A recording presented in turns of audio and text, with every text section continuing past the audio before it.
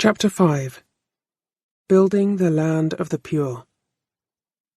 Under the first fully elected, albeit belatedly formed, government of by-now halved Pakistan, PM Zulfikar Ali Bhutto turned to the religious clergy for support and the new constitution of the newly christened Islamic Republic. Looking back, this move marks the slow but sure shift towards political orthodoxy in Pakistan, in line with the increasing influence of the Sunni state of Saudi Arabia. Excluding and reaffirming the religious identity of Pakistan has been at the core of building the land of the pure, but the voices of dissent to this one way of imagining a nation have also persisted.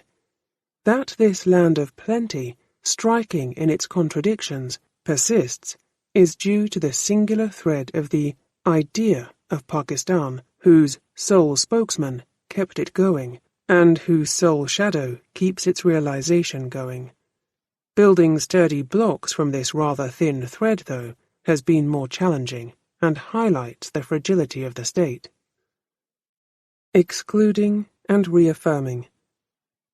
Ironically, the road towards overt religious nationalism had not been enough for one of the leading groups of Islamic scholars, ulema, the Jamaat-e-Islami, J.I., which had, to begin with, been opposed to the idea of a territorially bound Muslim homeland at all, favouring a more wide-reaching pan-Islamic community, or Ummah.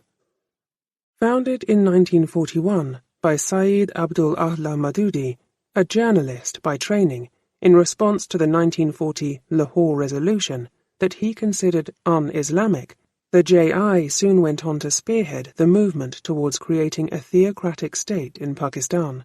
As early as the early 1950s, it was at the forefront of a campaign against the Ahmadiyya community, demanding that the state declare them non-Muslims, resulting in rioting and the imposition of martial law in Lahore in 1953. Despite being imprisoned, Maududi and supporters of the J.I. retained their influence and saw the spirit behind some of their demands percolate through the letters of the 1956 Constitution. Although not a major electoral player, the J.I. has fielded its candidates in polls. Maududi grudgingly supported the candidacy of Fatima Jinnah, sister of Jinnah, in the 1965 presidential election, despite his aversion to a female being head of state in a Muslim country. However, under the devout Zia, the J.I. found the space to spread, and that, in turn, provided the ideological foundations for the general's Islamization. Zia personally received his Islamic inspiration from the Deobandi movement that had developed in British India. This was growing in popularity as the medieval and early modern Perso-Turkish-Afghan influences gradually diminished, making way for the bankrolled Saudi brand of modern and more puritanical Sunni Islam. Maududi had nurtured a close relationship with the royal House of Saud. In 1981, the bond between religion and nation was further reinforced and institutionalized. Nazariya-e-Pakistan, the ideology of Pakistan, which equated Pakistan with Islam, was now taught to all students. However, opportunism and division along sectarian lines have also continued. The populist poles of religion, moral and social, remain prominent, but are also fragmented. Both Bhutto and Zia fraternized with religious parties, and if it was the sterner vein of Islam coming from Saudi Arabia that took root in Pakistan, that was in the wake of wider global concerns around the Iranian Revolution and the Soviet invasion of Afghanistan in 1979. Several factors converged in the 1970s to 1980s. With East Pakistan becoming Bangladesh, the growing Pakistani diaspora in the Gulf's globalizing economy became couriers for Saudi influence while remitting its excess petrodollars. Investments in madrasa, religious school, education, mosques and other institutions in Pakistan cemented this shift towards pious conservatism. There was an exponential increase in the number of new madrasas. Between 1979 and 1982, Approximately 151 new madrasas had been built, but from 1982 to 1987, nearly 1,000 more opened. The majority of these were Sunni and followed the Deobandi sect. The mercurial and enigmatic Zulfikar Ali Bhutto was a political leader who changed the appearance and articulation of the masculine public sphere by popularizing the traditional shalwar kameez among the elites and the masses alike, and by bringing in the rhetoric of Islamic socialism through his Pakistan People's Party, established in 1967. Feeling the need to inject a strong sense of an Islamic national pride after the defeat to India and the loss of East Bengal, Bhutto embarked upon a nuclear program for Pakistan in 1972. He had famously said that, "If India builds the bomb, we will eat grass or leaves, even go hungry, but we will get one. We have no alternative." Zia, on the other hand, changed the way people read, wrote, and eventually how they thought, especially at the grassroots, among the rural countryside, and away from the urban anglicized elite and middle classes. Within a generation, the young population across Pakistan, notwithstanding pockets of affluence and outside, global influences, was drifting away from traditional feudal politics and embracing the new populisms of global capital and global Islam. This transformation became complete with the rise of Imran Khan Niazi, the superstar cricketer and playboy-turned-religious patriarch, the face of this new Pakistan and its Prime Minister since 2018. America's war on terror since 2001 proved to be a particularly polarizing time for Pakistan. There has been a substantial increase in internal violence and terrorism, and the country has paid heavily in casualties. Before 2001, suicide bombings were virtually unknown in Pakistan. By 2009, there had been 76 suicide attacks and countless fatalities. A combination of poor governance, external geopolitical agendas, mismanagement of the economy, hyper-nationalism and militarism, increased irrational religiosity, all coupled with old-fashioned personal rivalries, has created a toxic environment in which political violence thrives. Pakistan is, at its core, a conservative, traditional and religious society, but not necessarily a theocratic state. Certainly, as a society, Pakistan has become more self-consciously religious compared to the secular ideals proposed by Jinnah in the first year after its creation. By the mid-1970s, the core of Islamic values of this society became visible in the state's consolidation of a national identity. In doing so, the question of who is a Pakistani became central and, moreover, increasingly exclusionary. Acquiring a Pakistan passport is a prime example of this, a process which requires declaring Mirza Ghulam Ahmad, 1835 to 1908, and his followers, the Ahmadis, as impostors. The group was declared to be non-Muslim by Bhutto in 1974. He took the first steps towards turning Pakistan into a Sunni majoritarian country, which was further consolidated into law and society by Zia. This institutionalized discrimination compels Ahmadis to declare themselves as non-Muslim, though they would self-identify as Muslim, in order to access rights accorded to other citizens. Since 1974, targeting of the Ahmadiyya community has gradually increased, and in 2010 there was a major attack by the Tehreek-e-Taliban group on 2 Ahmadi mosques in Lahore, in which 94 people died. Sir Muhammad Zafarullah Khan, a legal luminary who served as Pakistan's first foreign minister, 1947 to 1954, and rose to become the President of the International Court of Justice, 1970 to 1973, was an Ahmadi, as was Abdus Salam, Pakistan's first Nobel Prize winner for physics, 1979. Both have been virtually erased from the history books. Buried in the Pakistani town of Rabwa, a major centre for Ahmadis, Salam's tombstone was desecrated in 2010, when the word Muslim was painted over in the inscription that called him the first Muslim Nobel laureate. In Pakistan today, the numbers of the Ahmadiyya community are estimated to be around 1 to 3 million, and the existential question they face, ironically, remains true for most of Pakistan too. That is, who is a Pakistani? Other minorities are targeted with the use of blasphemy laws, a crime punishable by death. One of the most shocking attacks recently was in 2017, when the victim was a young student. Mashal Khan was an aspiring Pashtun student of journalism at Abdul Wali Khan University in Madan, KP, when he was dragged out of his room in the university hostel by a crowd of students, beaten and shot dead, with graphic images of his defiled body shared widely on social media.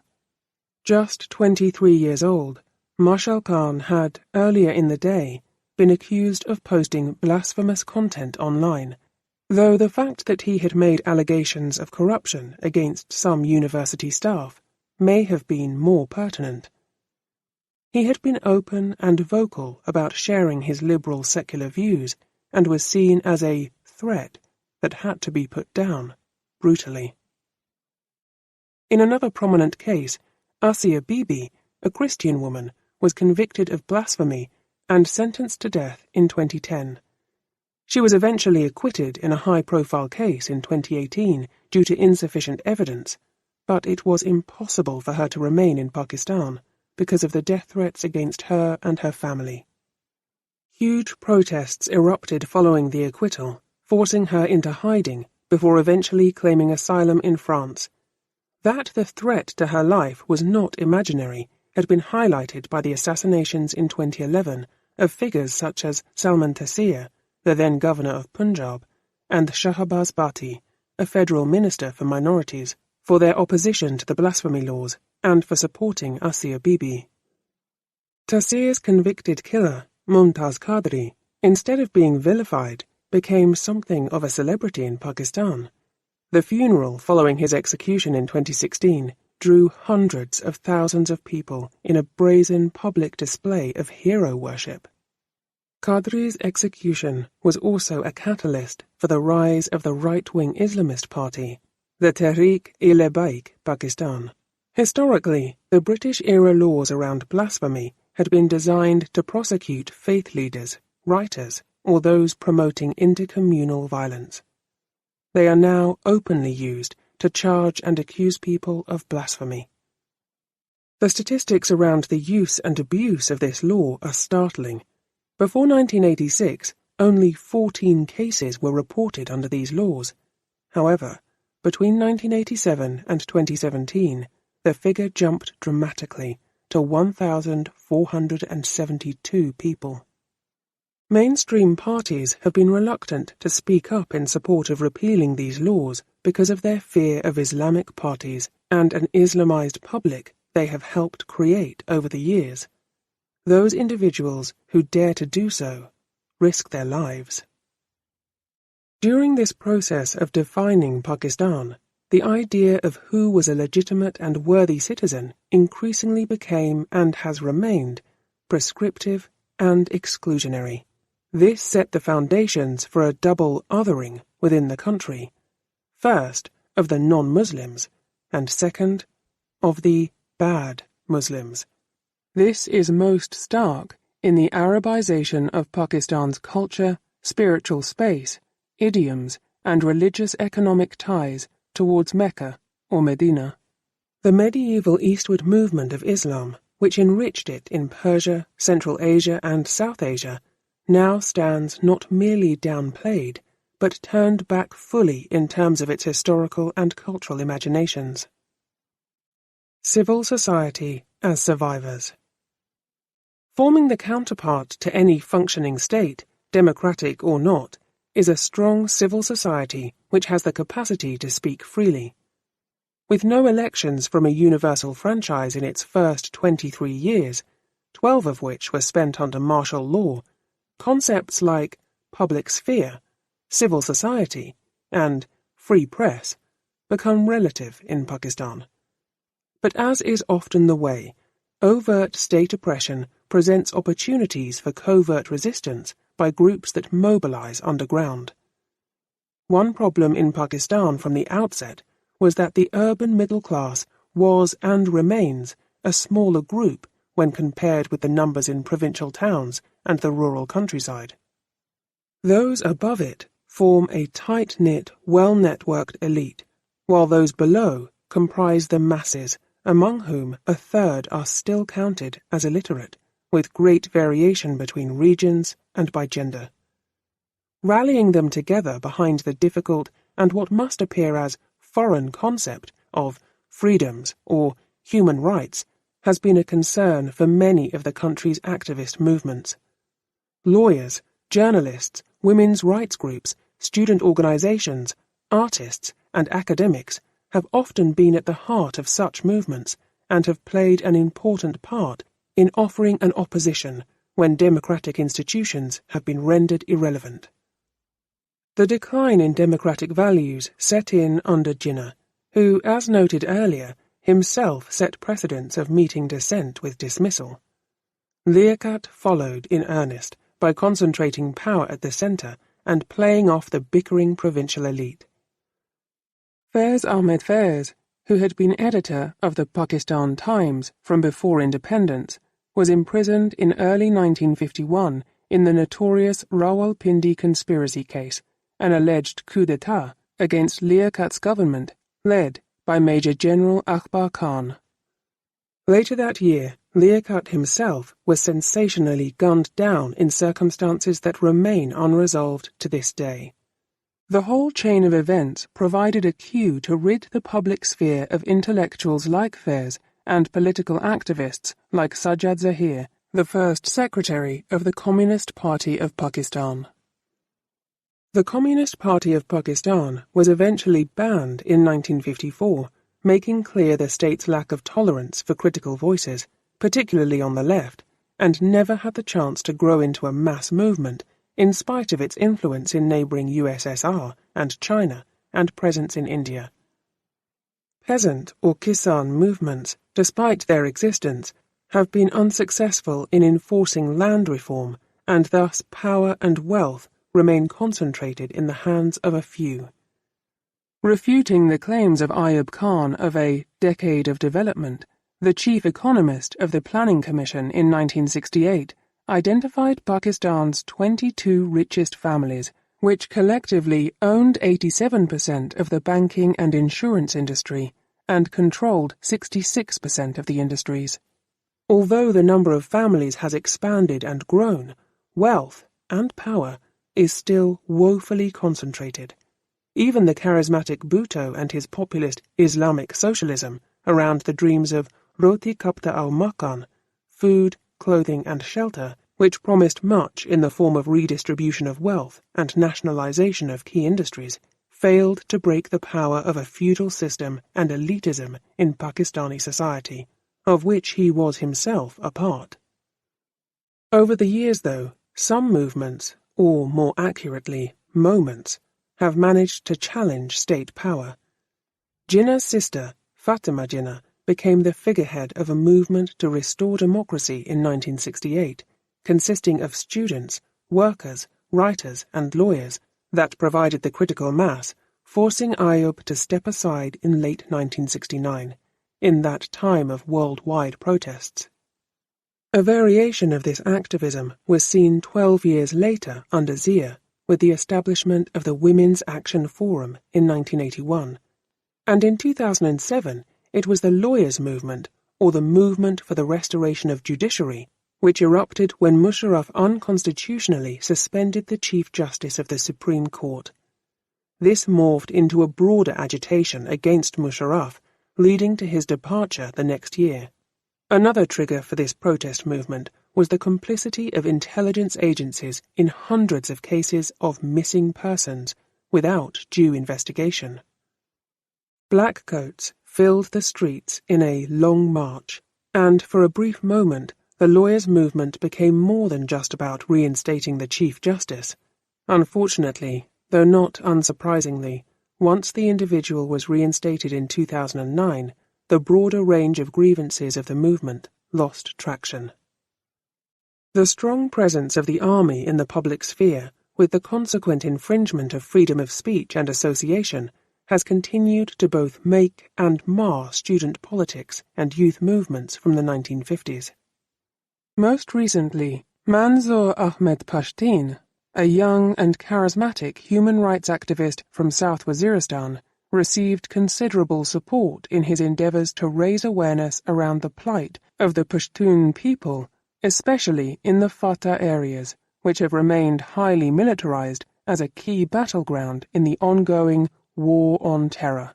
The Pashtun Tahaffuz movement began with a march from Dera Ismail Khan, KP, in January 2018. By the time it reached Islamabad, approximately 350 kilometers, it had also gained the support and sympathy of broader pro-democracy groups. The usual allegations of Pashtun being a foreign agent circulated, followed by charges under the colonial-era sedition laws, which are often used to criminalize political dissent. Criticism of the military is still rare, and underlying the movement have been the increasing disappearances of people critical of the establishment and those investigating these cases. Coverage of the rallies is strictly censored, and any hint of support is suspicious. Resistance by women. Buried beneath the masculinized stock phrases and images of the military, the terrorist, and the fundamentalist on the one hand, and stereotypes of burqa-clad women on the other, which saturate much international media, there is a strain of history in Pakistan that is seldom discussed. At key junctures, women have been both a catalyst as well as carriers of the voice and mood of the nation. Among the female participants in the Pakistan movement, Rana Liaquat Ali Khan, wife of the former Prime Minister, and Shaista Suhrawadi Ikramullah, wife of the first Foreign Secretary of Pakistan, used their privilege to promote women's participation in national activities, to contribute socially and economically, especially in refugee relief and rehabilitation following partition. They had been inspired by Jinnah, who in his speech of March 1940 had voiced his belief that it was absolutely essential for us to give every opportunity to our women to participate in our struggle of life and death, because if political consciousness is awakened amongst our women, remember your children will not have much to worry about. Subsequently, in 1949, Rana played a key role in establishing the All Pakistan Women's Association, which worked towards better education for girls and cultural uplifting of women. Shaista became a diplomat and ensured that at least some women, even if from middle-upper classes, were visible in public spaces in these early years. Above and beyond them stood the figure of Fatima Jinnah, trained as a dental surgeon in the 1920s and a stalwart figure alongside her brother.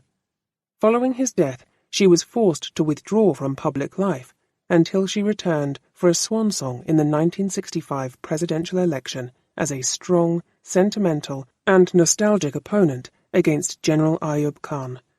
She was the figurehead for the combined opposition parties and tried to capitalize on her brother's name, but the elections were widely believed to be rigged and there was little chance of her succeeding.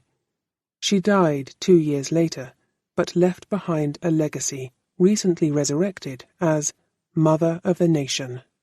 20 years later, women again emerged as the strongest opponents of yet another general-turned-president, Zia-ul-Haq. In 1985, the noted singer Iqbal Bano defied a ban on the sari, now considered too Indian a garment for Pakistanis, to perform the rousing poetic song by Faiz, Hum Dekhenge, We Shall See, in front of an electrified crowd of thousands in Lahore wearing a black sari. By then, the recently established 1981 Women's Action Forum had emerged at the forefront of articulating a response to Zia's oppressive regime. Their aim was to strengthen women's rights, the restoration of democracy, and the promotion of a secular state. They were joined by other civil society organizations in voicing these demands, as well as for fuller rights of religious and minority groups.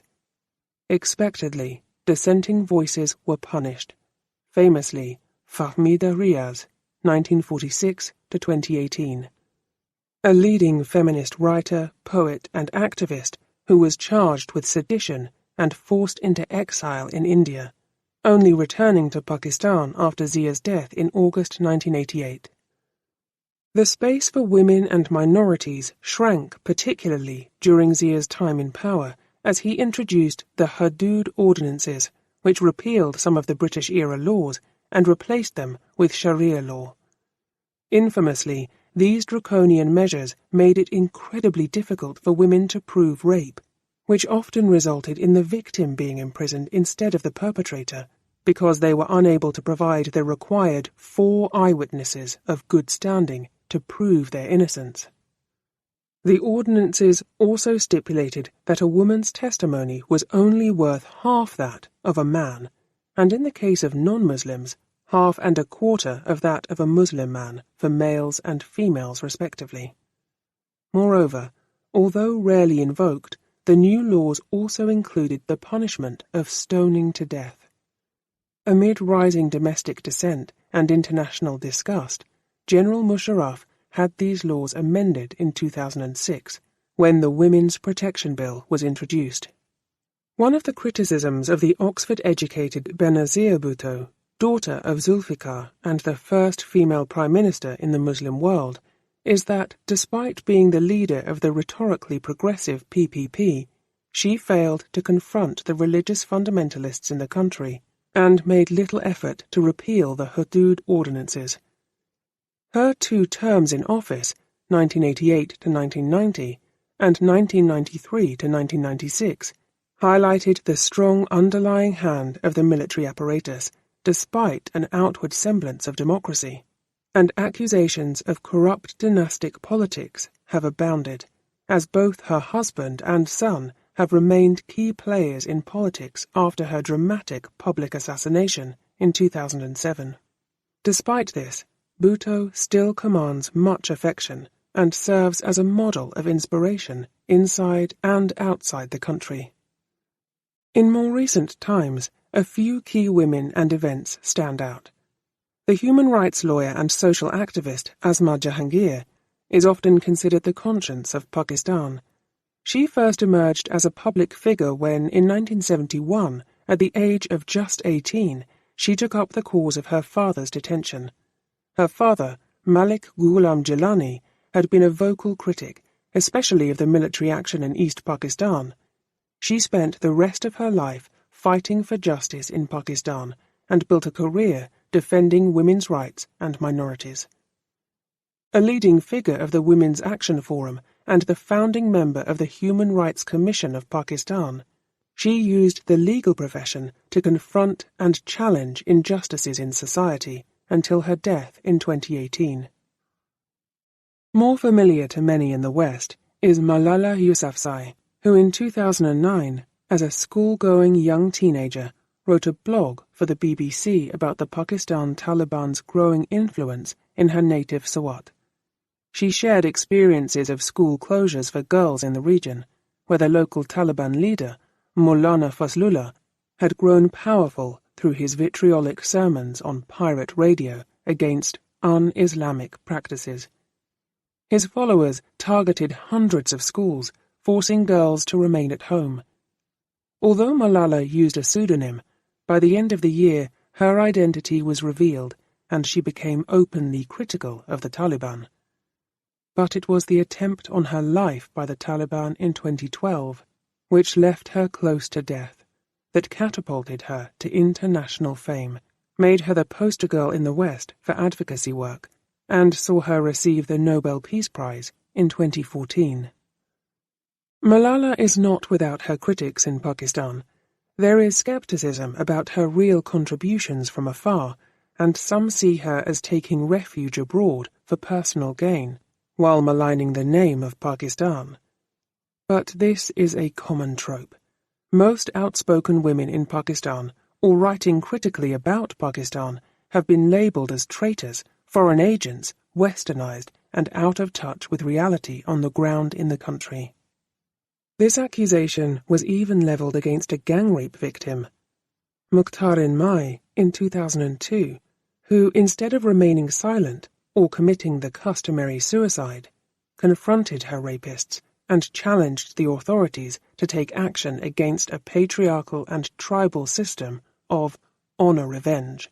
Her struggles brought her international attention and national unease at the hands of an ambivalent judiciary and a suspicious military state.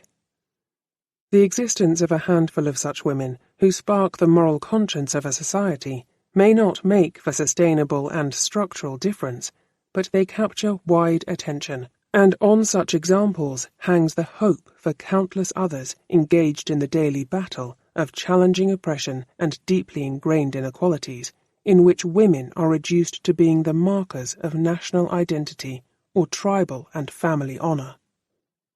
Zia attempted to erase women out of school textbooks and keep them hidden from public spaces.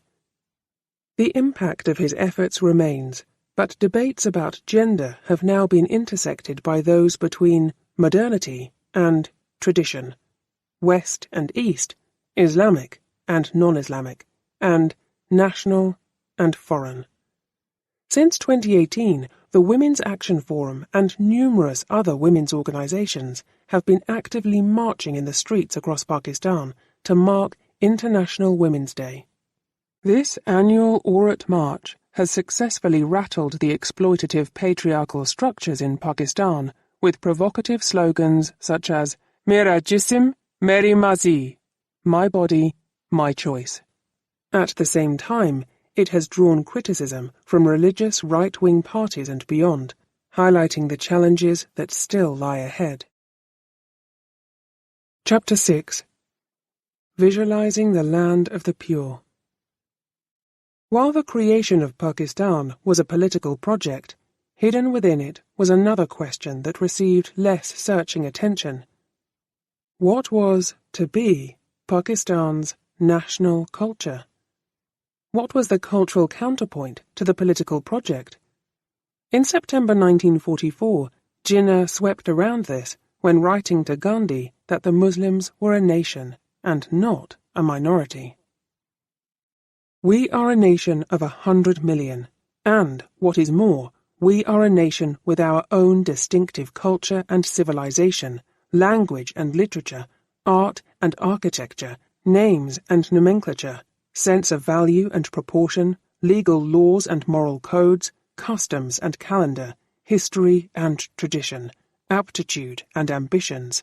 In short, we have our own distinctive outlook on life and of life. A year later, in the 1945 to 1946 provincial polls, a slogan emerged that represented this succinctly. Pakistan ka matlab kiya? La ilaha illallah.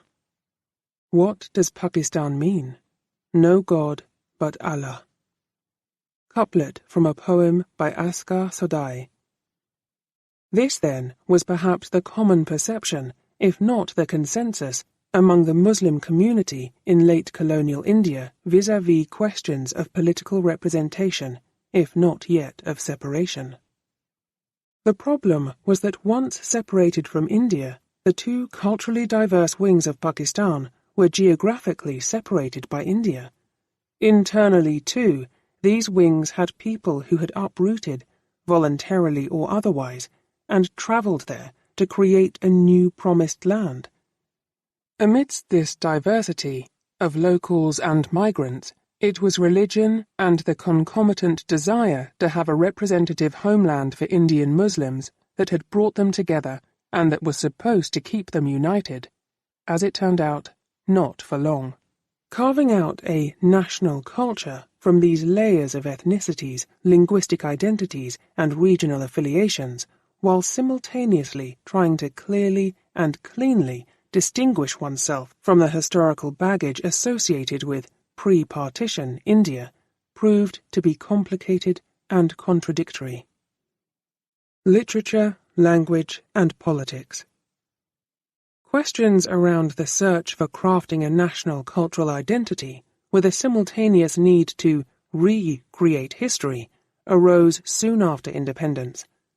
Answers were attempted from a wide ideological spectrum, among whom were Wheeler and his patron Fazlur Rahman from East Pakistan, who was the first Minister for Education, 1947 to 1953. A lawyer and an educationist from Dhaka and Calcutta universities, and a member of the Royal Asiatic Society of Bengal, who became the president of the Pakistan Historical Society. Rahman insisted that a broader study of Islam should be at the heart of any program. Within 10 years, Jamil Jalibi, a scholar of Urdu from the United Provinces, wrote critically of this approach, terming it neo-colonial superseding the indigenous. Our independence, interlaced with the partition of India, has meant that we either look to Europe for modern culture or try to retrieve it from the archaeological remnants in Mohenjo-daro, Takshila and Harappa, which were originally discovered by Mr. Wheeler. If Pakistan were to claim this long history, it also meant embracing a diverse and intermingled history. On the other hand, if a more Islamic culture was desired, then this long history was problematic. This debate echoed the two competing tendencies of Muslim nationalism, namely those of Sir Syed Ahmad Khan and Maulana Maududi, which still remain current. Sir Syed was the 19th century intellectual who advocated Western-style education and established the Mohammedan Anglo-Oriental College, Aligarh, for this pursuit of rational science and internal reform, and influenced Jinnah and Iqbal. Maududi, a 20th century thinker and founder of the J.I., desired a return to a form of pure Islam with Sharia law. With the breakup of Pakistan in 1971, Maududi's ideas got a stimulus, gained currency, and, to an extent, made answering the previous questions simpler and clearer. Indeed, the view of two regions of Indus or Indic culture has been substantiated further after 1971, because Western Pakistan is a far more natural and feasible entity than the two separate regionalized wings. In 1968, Faiz Ahmed Faiz, Pakistan's poet laureate, produced a report which would later become the blueprint for Pakistan's cultural policy under Bhutto. Although a left-wing intellectual who won the Lenin Peace Prize in 1962 and an atheist, it was impossible for Faiz to avoid the question of faith in framing policy. He stressed the importance of Islam, but, crucially, did not end there. He continued that while they shared a common faith, the people of Pakistan also shared distinctive cultural traits of their own which distinguished them as a society and a nation from their co-religionists elsewhere. The Faiz report led to the establishment of Pakistan's National Council of Arts in 1973. This new cultural policy emerged in an era that also saw the rise of the Pakistan Television Corporation, PTV, the sole state-run channel in the country from the mid-1960s for 30 years, in addition to a spread of cinema and radio, through all of which media popular culture also spread. These new platforms allowed Zulfikar Ali Bhutto to promote his brand of a Pakistani cultural identity, something that was both more important and less difficult now the Eastern Wing was no longer part of the equation. Since this attempt at formulating a national cultural policy, there has been little investment in either planning or promoting the creative industries, which in part explains the decline in subsequent decades. The liberalization of the media in 2000 has been a significant landmark in terms of diversifying, but also diluting the voices, content, and discussion. The decision to liberalize mass media was made by Musharraf, and it is the military establishment that continues to watch over the watchdog. Self-censorship amidst shrinking free speech is a common facet of present-day Pakistan. An equally important factor behind the decision to liberalize and open up the media was that Musharraf felt Pakistan had lost the information and cultural war to India and needed to create new platforms. Whereas Fairs was mindful that any national culture had to diffuse through dialogue rather than be imposed from the top, state education was an important institutional chain of command to produce, propagate, and instill the ideology of Pakistan. It was here that the subject history was replaced by Pakistan Studies in 1971, the latter made compulsory in the curriculum from schools through to university. It was both a symbolic shift and substantial change in that it focused on the entirety of Pakistan's existence, while leaving out inconvenient truths. While it acquainted the learner with the ancient Indus Valley civilization, it leapt between the succeeding periods thereafter to fast forward to the Pakistan movement. The curriculum assumed a more Islamic slant under Zia. This process of historical revisionism has been crucial in creating a monolithic and homogeneous Pakistan. The legacy of a selective writing and teaching of history is pervasive in the subcontinent and feeds the root of much of the religious nationalism across borders. Still, no state project in a region of such diverse peoples, with their strong tradition of orality and visual cultures, can completely erase these multiple threads that form the cultural roots of Pakistan. Between the real and real. In 1913, the first silent movie, Raja Harishchandra, King Harishchandra, directed by Dada Sahib Phalke, was produced in British India, and the first talkie, Alam Ara, The Ornament of the World, directed by Ardashir Irani, followed in 1931. By 1947, the film industry was well established in the cities of Bombay, Lahore, and Calcutta, producing films in the popular lingua franca of Hindustani, alongside Bengali and Punjabi. Lahore saw its first silent film, The Daughter of Today, in 1924, directed by Shankradev Arya. Through this time, there were 9 cinema houses in Lahore. The creation of Pakistan prompted or forced many artists and technicians in the film industries to choose between the two countries.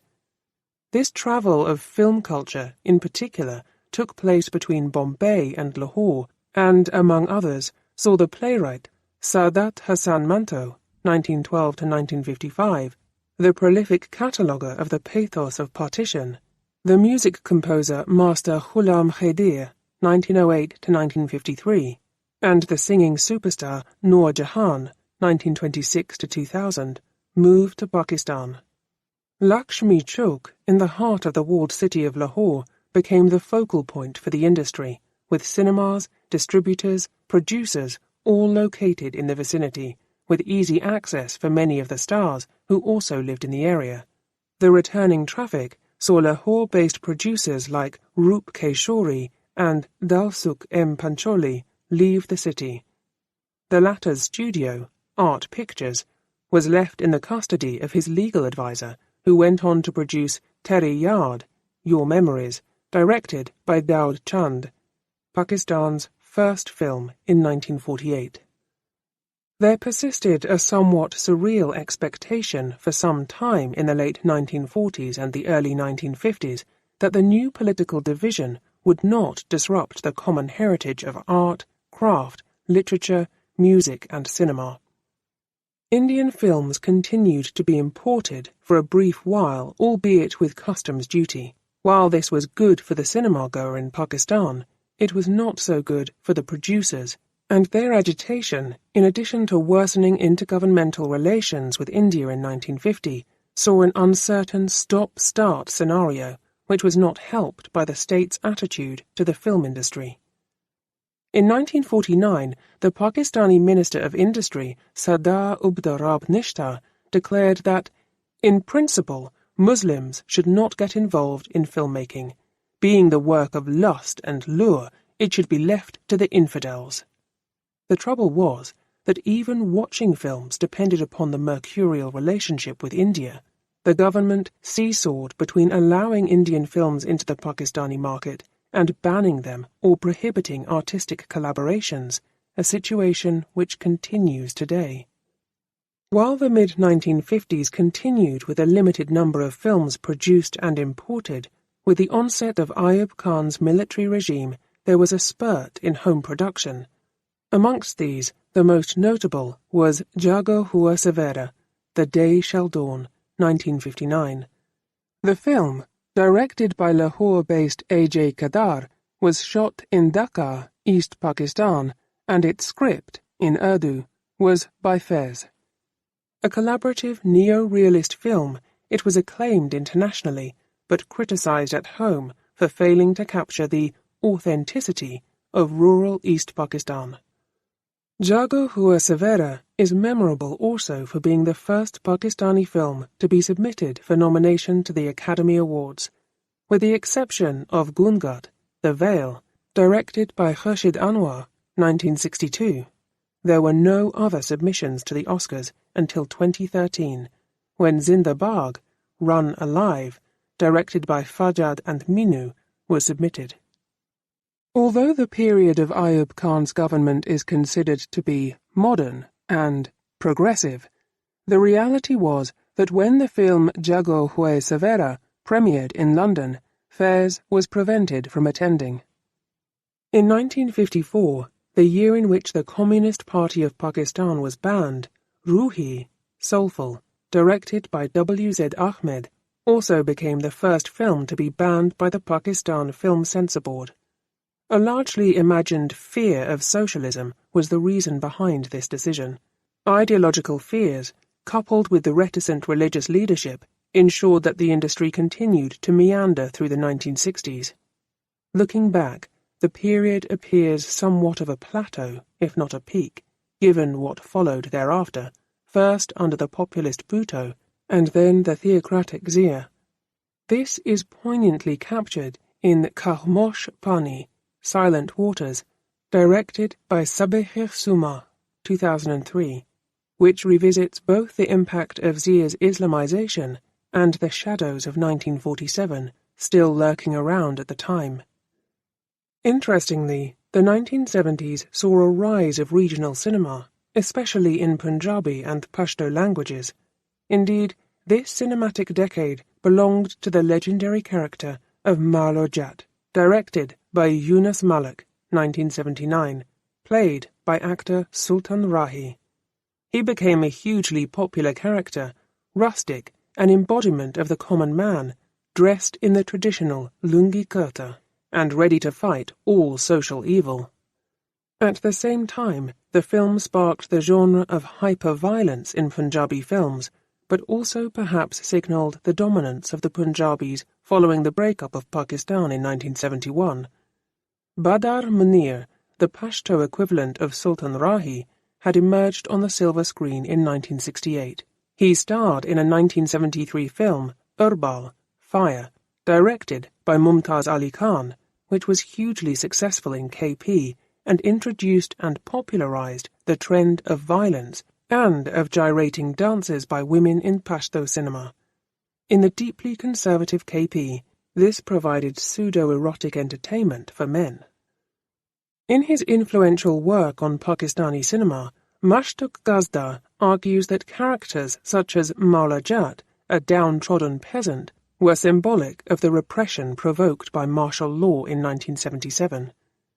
The decade that had begun with the loss of the Eastern Wing was to end with the Soviet invasion of Afghanistan, bringing in a drug and gun culture. Alongside Iran's revolution and its turn towards state religiosity, this was an impulse which started to permeate cultural spaces, even as they became patronized by the Zia regime.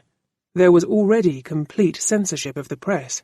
Radio and TV were under state control, and the glamorization of violent heroic figures dealing with the problems in society resonated with people who were otherwise constrained. With the breakup of Pakistan and political shifts taking place in the 1970s, the decline set in for the film industry. Apart from losing a valuable market, the number of films being produced declined from 114 in 1970 to 79 films released in 1971. While the Zia era promoted social piety and religiosity, the actual numbers of films released remained steady. 83 films released in 1977 compared to 84 in 1988 when he died. The impact, however, permeated society gradually, and the more detrimental decline occurred in the late 1990s, and interestingly concluded during the more secular Musharraf period in the more turbulent era of post-9/11.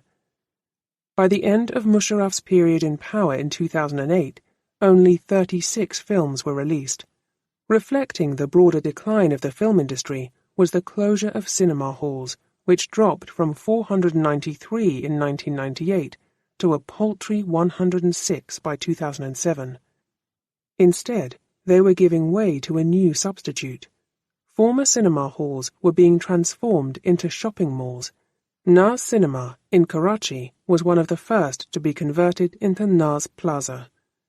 Both independent and state-sponsored cinema, often infused with strong patriotism and propaganda, has undergone something of a revival since, but nothing comparable to its status before Zia, whose shadow is now arguably longer than that cast by Jinnah.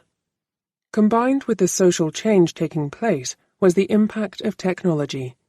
New technology in the form of the VCR player, which also brought piracy, especially of foreign films, growth of television, and more recently streaming, have effectively killed the film industry in Pakistan and confined film watching to the private, cheaper, and safer spaces of home.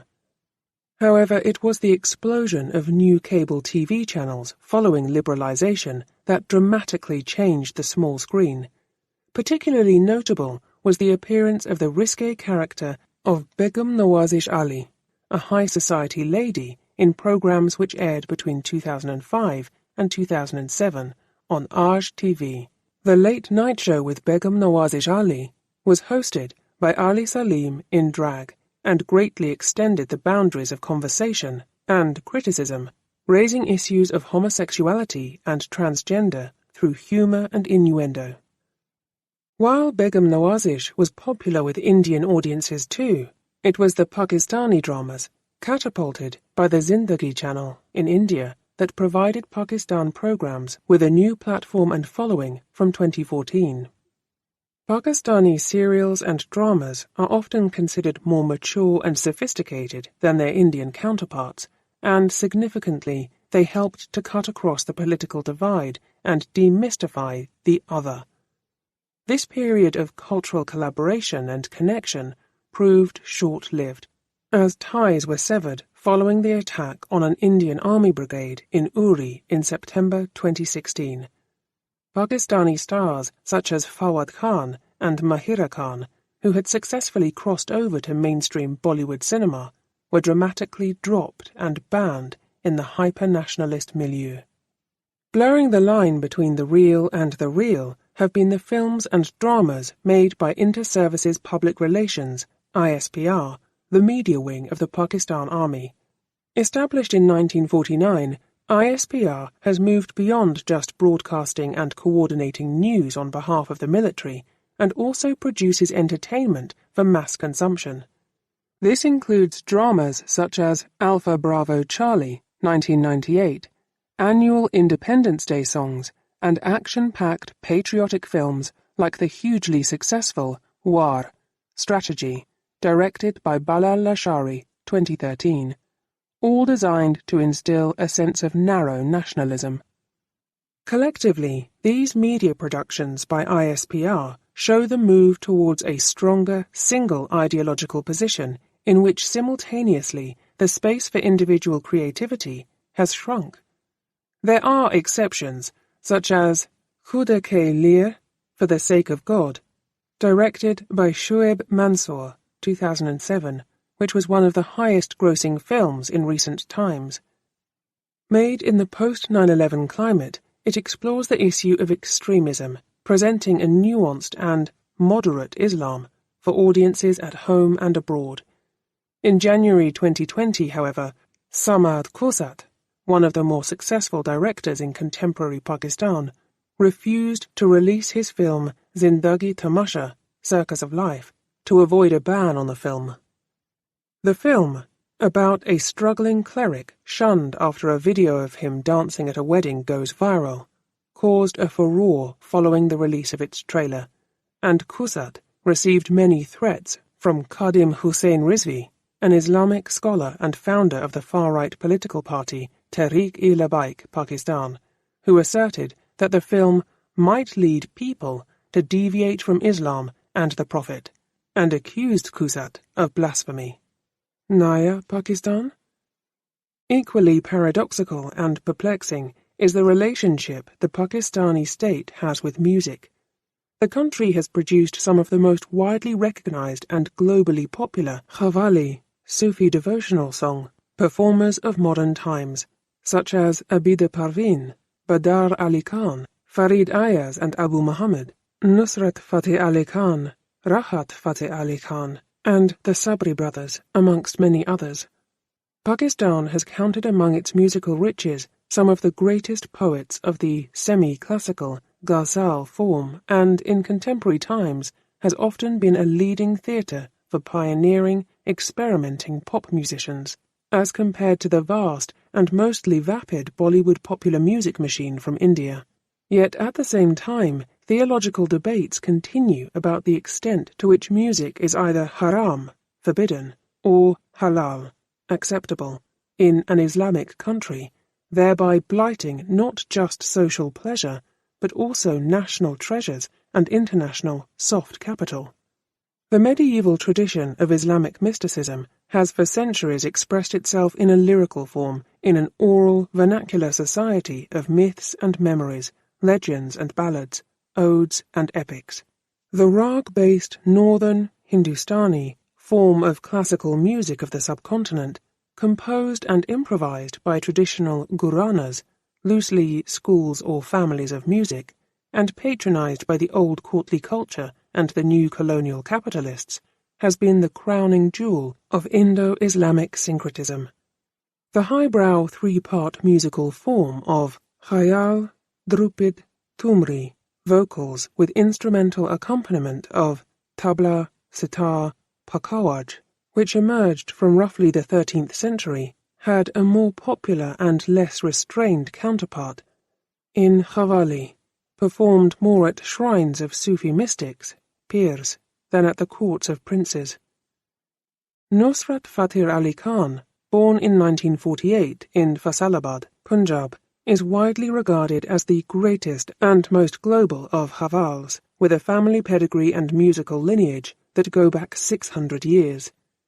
Emerging in the 1970s with his troupe, he subsequently burst on the Western international music scene with the help of a British music company, Oriental Star Agencies, which presented him to a wide audience beyond the subcontinental diaspora. In 1985, he performed at the WOMAD, World of Music, Arts and Dance, festival in London, and thereafter continued to collaborate with international artists until his untimely death in 1997, at the age of 49. Few other South Asian artists have crossed musical, geographical, religious, and generational boundaries the way he did. Equally, therefore, for some, none was a greater transgressor. Before him, though, partition had drawn a line between musicians, as with filmmakers. Khan's own family originally came from Jalandhar, Punjab, India. While one of the greatest exponents of ghazal, poetry of love, in Pakistan, Mehdi Hasan, 1927–2012, was also born in Luna, Rajasthan, India, to a musical family. Hassan's family suffered financially following its migration, and, like many others, he did odd jobs before his first performance on Radio Pakistan in 1952 brought him into the public limelight. He sang a ghazal by Faiz Ahmed Faiz, Gulan Mein Rang, Colours in the Flower, which won the hearts of many and went on to establish him as the king of ghazals, Shehenshah-e-Ghazal. Some years younger than him is Ustad Ghulam Ali, born 1940, from Sialkot, Pakistani Punjab, and a disciple of his namesake Bade Ghulam Ali Khan of Patiala, Indian Punjab, one of the great aforementioned Gharanas. His electrifying radio and stage performances in the 1960s and 1970s led to his songs subsequently being sought by the Indian film industry, thus taking his music to mass audiences across the border. Noor Jahan, the Queen of Melody, Malika-e-Taranum, was born in 1926 in Kasur, Punjab, Pakistan. Trained in classical singing under Ustad Bedi Ghulam Ali Khan, she went on to become a leading singer-actress in the Bombay film industry in the mid-1940s. She, along with her director husband Shaukat Hussain Rizvi, moved to Karachi after partition and emerged as the leading female vocalist.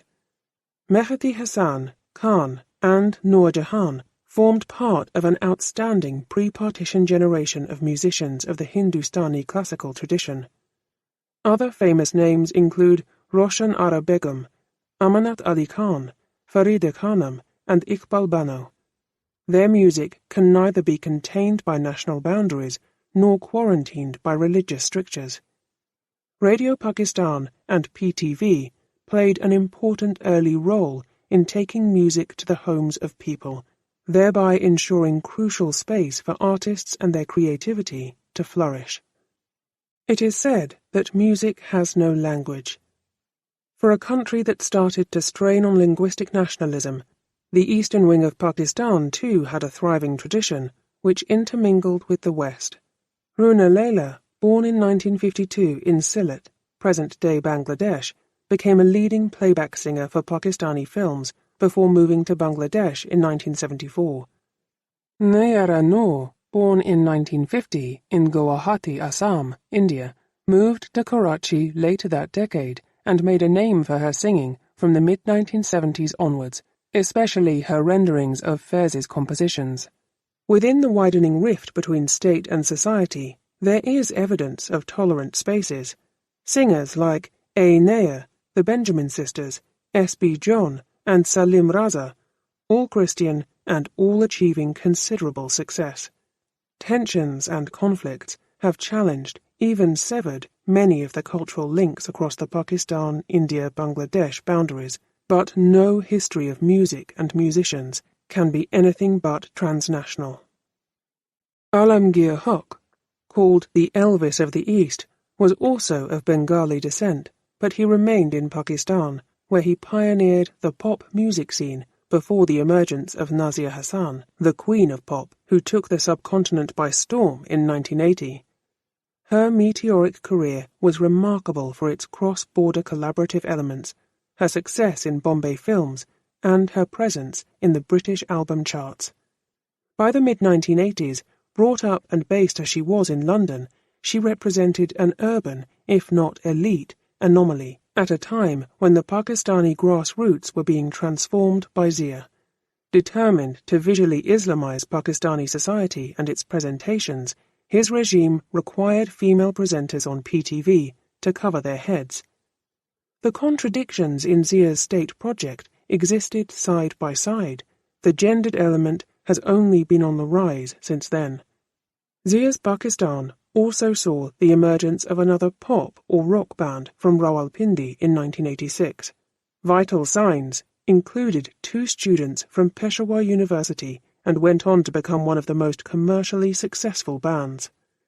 They were the precursor to the immensely popular Janoon, with their youth anthem Dil Dil Pakistan, Heart or Love Pakistan, the trajectory of whose lead singer, Junaid Jamshed, is tellingly representative of Pakistan then and now. Jamshed, who was from Karachi, underwent a spiritual rebirth and went from being a pop icon to an Islamic preacher. In 2004, under the influence of the Tablighi Jamaat, a transnational missionary movement in existence since 1926 and operating with varying degrees of success across Muslim communities, he renounced music and devoted his life to religion, becoming increasingly vocal in sharing his puritanical views on various subjects. His uncle was one of the founding members of Prime Minister Imran Khan's political party, Pakistan Tehreek-e-Insaf, PTI, in 1996. Jamshed, in this avatar, provided the PTI with its own anthem of Naya Pakistan, in which the PTI promised a new Pakistan, free of corruption and bringing justice for all.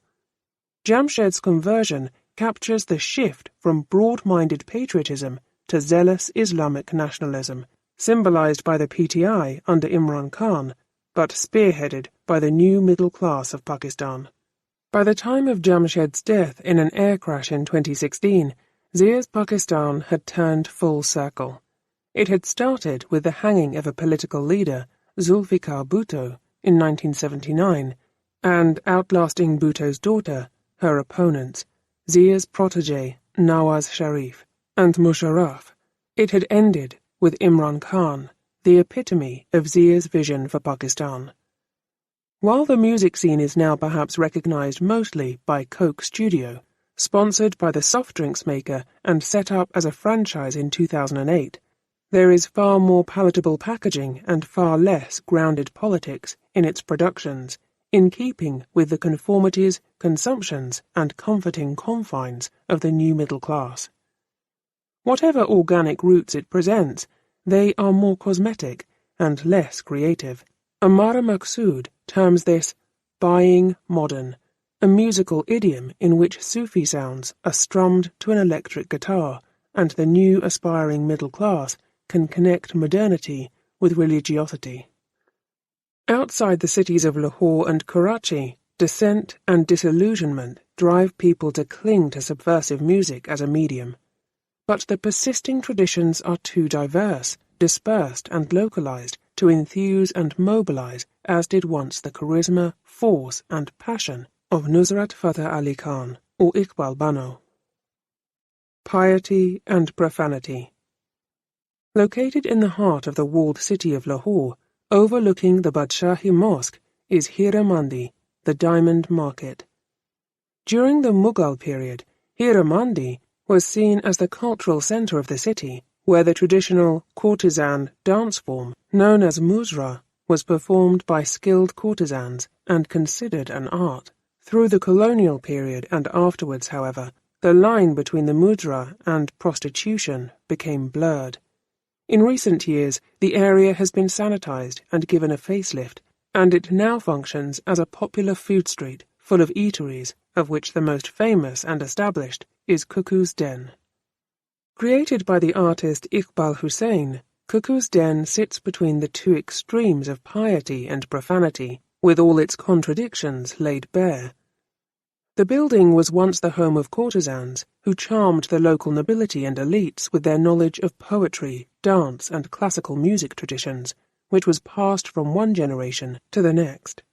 The courtesans, accompanied by mirasis, hereditary musicians, buckled under the pressures of the new religious state and the lack of patronage for their artistic form, and Hira Mandi increasingly turned to prostitution for survival. Hussain, himself the son, grandson, and brother of these dancing girls, painted these women and preserved the old mansion, or haveli, while operating an eatery on the rooftops.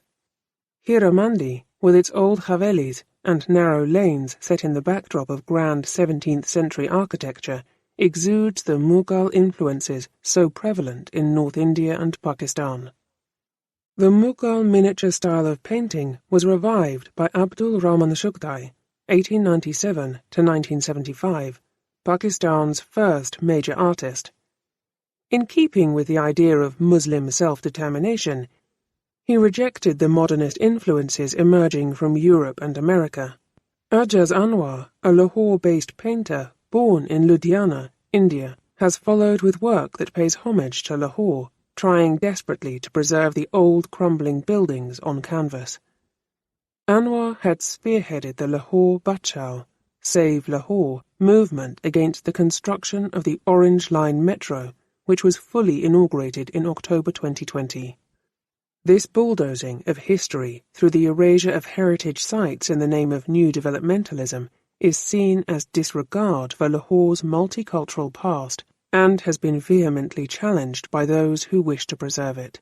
These voices are becoming fewer and marginal to the wider desires of a burgeoning metropolis. Under Zia, moral policing and cracking down on obscenity was part of the state project to control the personal and political lives of the people. Representation of what is deemed un-Islamic or obscene was quickly picked up by censors. Increasingly, music and dancing were presented as lewd, vulgar, and immoral acts which go against the tenets of Islam and should therefore be discouraged. This also marked a distinct rejection of these traditions, which have their roots in the subcontinental civilizations. During this period, when dancing in public was completely banned, many established artists sought exile and left Pakistan. When the Kathak dancer Nahid Siddiqui's program was pulled off air following the ban on dancing, she left for the UK, where she continued to perform. Shima Kirmani, trained in the South Indian dance form of Bharatnatyam, continued regardless, and through the establishment of the Tehreek-e-Niswan, the women's movement, used cultural activism and performance to raise social awareness. Others, who could not flee or chose to remain, confined themselves to private performances. The creative freedom and space for writers and artists was curtailed, and they were forced to refrain from commenting on politics. Television and radio program scripts were both vetted by an Islamic scholar and also sent to the Ministry of Information for approval.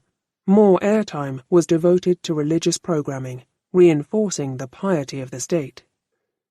The 1970s were a crucial decade in Pakistan, as it saw the transition from two wings to one, and the shift from its first democratically elected prime minister to probably the most ideologically influential martial law regimes.